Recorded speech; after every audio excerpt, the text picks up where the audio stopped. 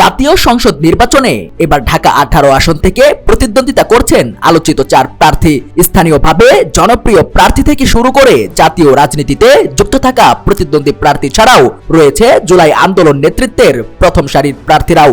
এসব প্রার্থীরা হলেন জামায়াত এনসিপি জোট প্রার্থী আরিফুল ইসলাম, বিএনপি মনোনীত প্রার্থী এস এম জাহাঙ্গীর হোসেন, নাগরিক ঐক্যের সভাপতি মাহমুদুর রহমান মান্না ও স্বতন্ত্র প্রার্থী মহিউদ্দিন হাওলাদার রনি। বিশ্লেষণ বলছে, ত্রয়োদশ জাতীয় সংসদ নির্বাচনে এই 4 প্রার্থীর প্রচারণা ঘিরেই জমে উঠবে এবারের ঢাকা 18 আসনের ভোটের মাঠ। এরই মধ্যে এসব প্রার্থীরা ঢাকা 18 আসনের অন্তর্গত বৃহত্তর উত্তরা জুড়ে নিজ নিজ অবস্থানও জানান দিয়েছেন। আসনে আলোচনায় রয়েছেন জামায়াত এনসিপি সমর্থিত 10 দলীয় জোট প্রার্থী শাপলাকলি প্রতীকের আরিফুল ইসলাম আদিব। 24 জুলাই আন্দোলনে সৃষ্ট রাজনৈতিক দল জাতীয় নাগরিক পার্টি থেকে আরিফুল ইসলামকে ঢাকা 18 আসনে মনোনয়ন দেয়া হলেও পরবর্তীতে আসনে শক্তিশালী অবস্থান তৈরির লক্ষ্যে জামায়াত এনসিপি 10 দলীয় জোট থেকে আরিফুলকে প্রার্থী করা হয়।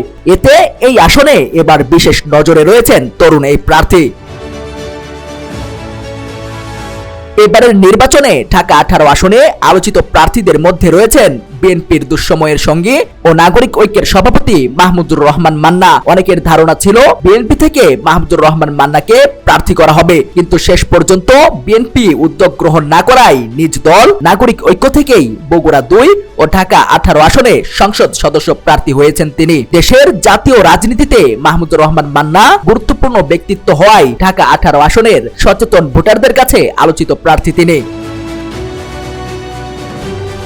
ঢাকা 18 আসনে স্বতন্ত্র প্রার্থী হিসেবে আলোচনায় রয়েছে মহিউদ্দিন রনির নামও। মূলত ঢাকা 8 আসনে নির্বাচনী প্রচারণায় অংশ নিয়ে সন্ত্রাসীদের গুলিতে উসমান হাদি মারা যাওয়ার পরই নির্বাচনে অংশগ্রহণের ঘোষণা দেন তিনি। এতে ঢাকা 18 আসনকে বেছে নেন এই তরুণ প্রার্থী। এরই মধ্যে সামাজিক যোগাযোগ মাধ্যমে ঢাকা 18 আসনকে ইনসাফের ঢাকা 18 আসন গড়ার প্রতিশ্রুতি দিয়ে ক্যাম্পেনও চালাচ্ছেন এই প্রার্থী। অনেকেই বলছেন, নিজ নির্বাচনী ক্যাম্পেনে শহীদ উসমান হাদি হত্যার বিচার ও ইনসাফ ভিত্তিক সমাজ বিনির্মাণ তত্ত্ব সামনে রাখায় ঢাকা 18 আসনের তরুণ সমাজের নজরে রয়েছেন মহিউদ্দিন রনি। এছাড়াও ঢাকা বিশ্ববিদ্যালয়ের প্রতিবাদী শিক্ষার্থী হিসেবে দেশব্যাপী মহিউদ্দিন রনির পরিচিতি রয়েছে।